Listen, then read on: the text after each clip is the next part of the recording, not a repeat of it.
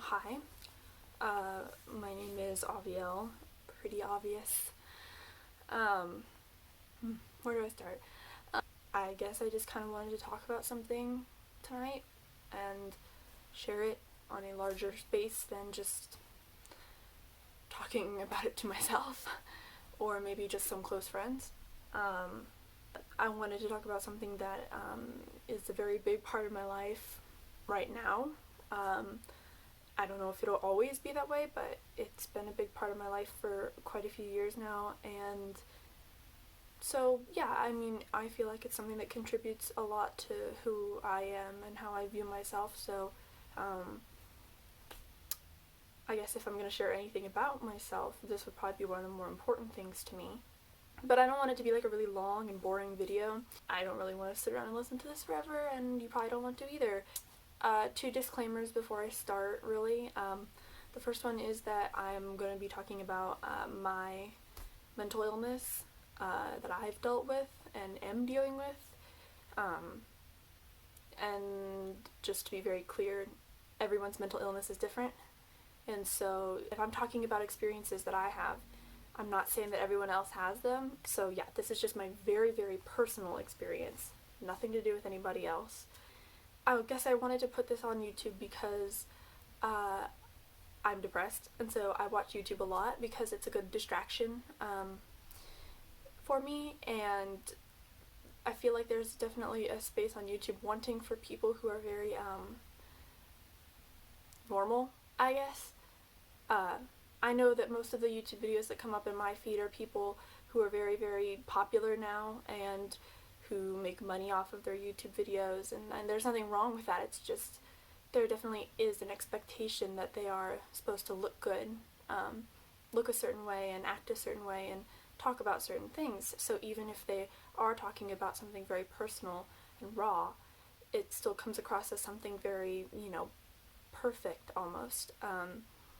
So I just kind of wanted to put something out there that was really simple and like, hey, I don't really do anything worth noting to the general public, but I'm still here and I'm still struggling, and I don't know, I feel like there are probably a lot of people out there that are like that, and I don't know, it makes me feel kind of crappy when I see people talking about how they're struggling, but then they look like their lives are so beautifully put together and they're not having trouble at all, which kind of puts me down on myself a little.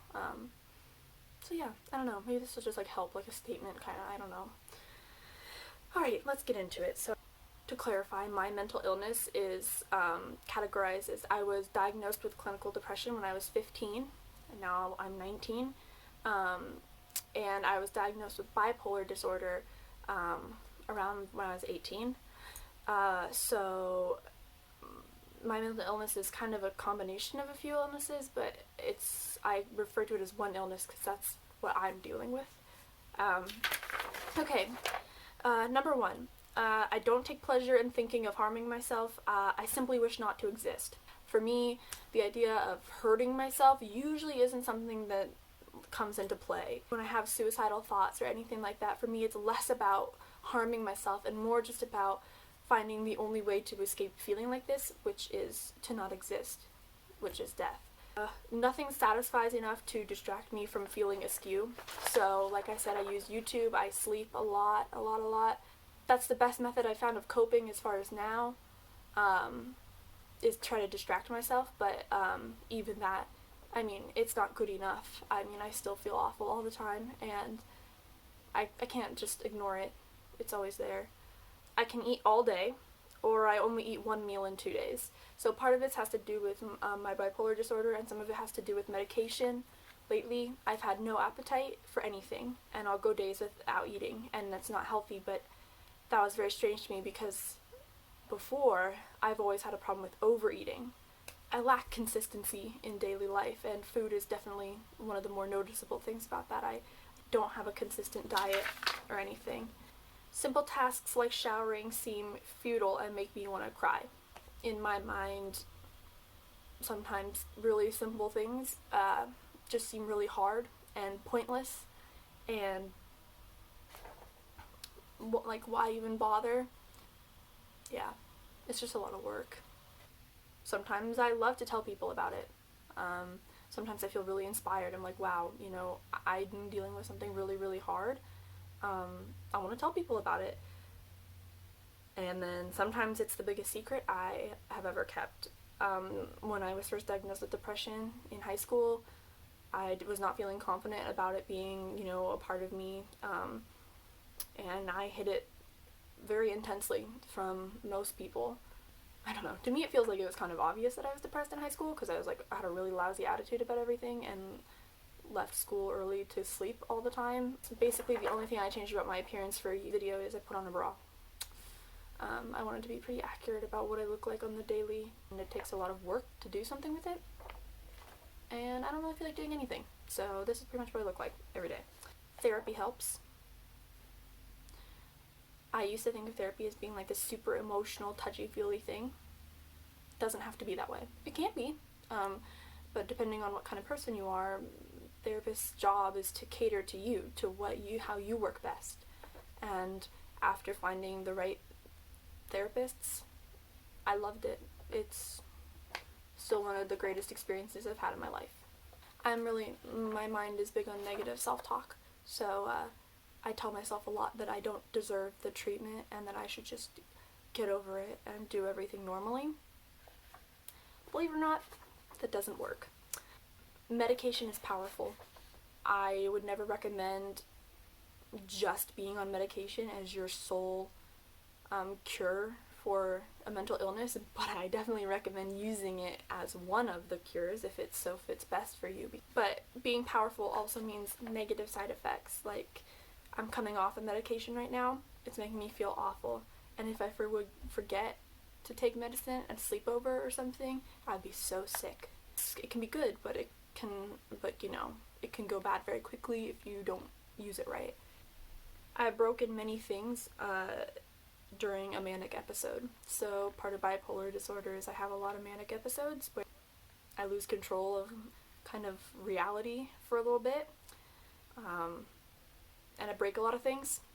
I break a lot of things in my room that mean a lot to me, and I don't realize I'm doing it. And then when I finally get some clarity, I really wish I hadn't done that. And then I have to clean it all up too. My room is always a mess because right after I clean it, I'll have another manic episode and destroy a bunch of stuff again, and I have to clean it all up. It sucks. I say things I don't mean in a manic episode.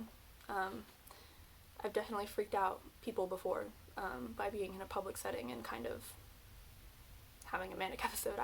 I suggest doing things that I would never do, and I feel like I can do anything.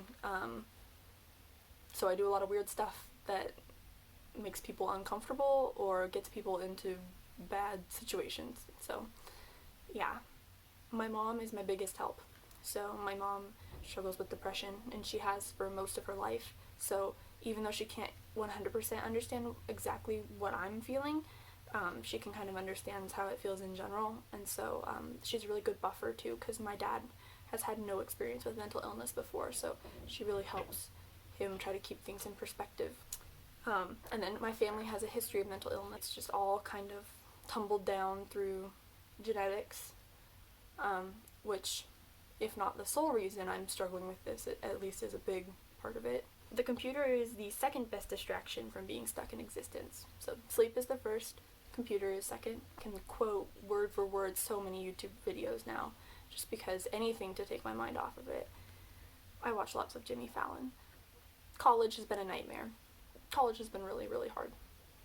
Sometimes I convince myself I'm not sick at all, and therefore I should be performing like the average person on a daily basis. I tell myself, you're not actually sick. You're just being dramatic, so suck it up.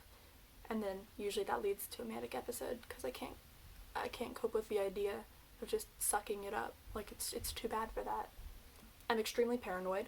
This started happening more recently, and I feel like my parents are always telling each other that they don't love me behind my back. I don't like to leave the house. Social functions are exhausting. Sometimes while I'm in a manic episode, I think it'll be like really great to invite a bunch of people over or go hang out with a bunch of people.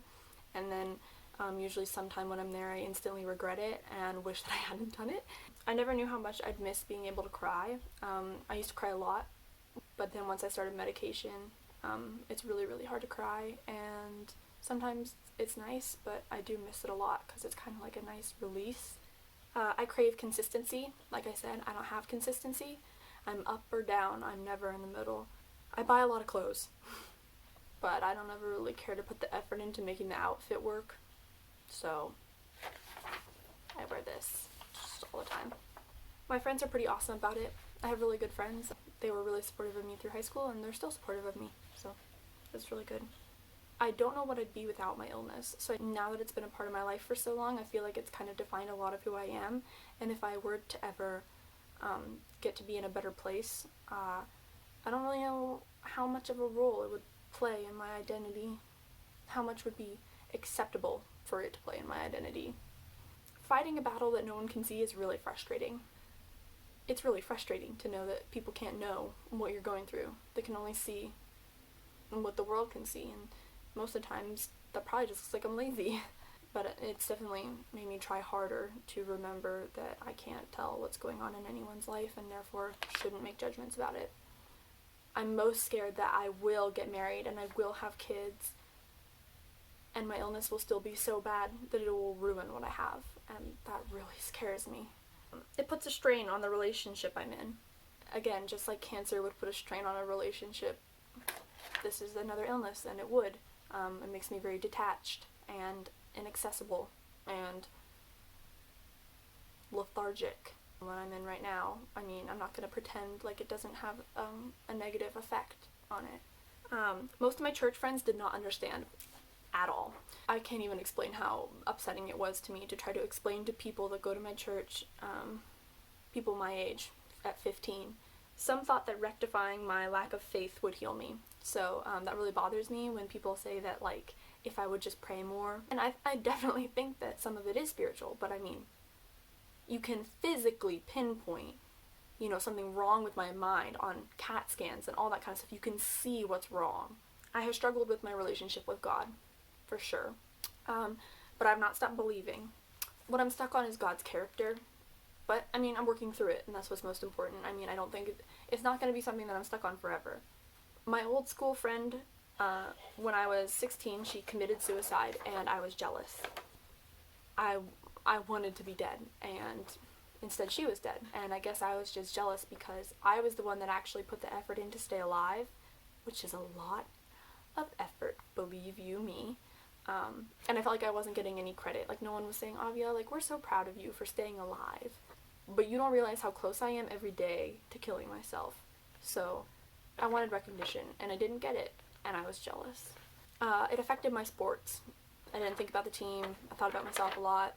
I had horrible anxiety, and then I quit. It affected my grades. I stopped caring about school. I did learn to relax some. As a very high-strung person, very anxious. I still am very anxious, but in a different way, I think. But yeah, I kind of learned to stop caring about some things that didn't really need to be cared about. Good things can still happen. It's kind of hard for me to say because I'm in a really bad mood right now. But good things can still happen. I don't think I enjoyed them to the extent that I would have once, but that doesn't mean I shouldn't acknowledge that they're still happening. I coach now, and I really love my kids, and I ski, and I still like it. It's harder to get myself to do it, but I still like it once I do it. I'm not good with physical affection. I never really have been, but I wasn't even a physically affectionate person before that, so you can imagine it's kind of not so great now. I'm horrible at keeping in touch with people, even the ones I care about. Keeping in touch requires effort. Texting them all the time to know, how their day was or something doesn't really make the cut right now. It's more, if they need me, if something big happens, or if I text them first, and most of them have been pretty understanding about that. I think about myself a lot. It's hard to break that frame of mind. Depression is a very selfish disease. Puts you in your own mind, so automatically you would think about yourself a lot and how miserable you are. And lastly, 5 years and I still have no clue what role my illness will play in my lifelong term. Right now, this is what I'm dealing with. So far, it's been a really big part of my life, but in the future, I have no clue if the illness will ease up, if it'll get worse. Hope it doesn't get worse, because it's been a big enough part of my life to the point now where even if I wasn't struggling with it, I feel like it would still affect a lot of what I do and how I act. So if you've made it this far in the video, you know, maybe it's helpful to some people who are dealing with something similar, or just people who want to be enlightened, I guess. I don't really do things like this on this channel. I guess I'm open to doing more things like it, if this goes over really well, I guess. But I don't know, this was more for me. So yeah. Okay, well, see ya.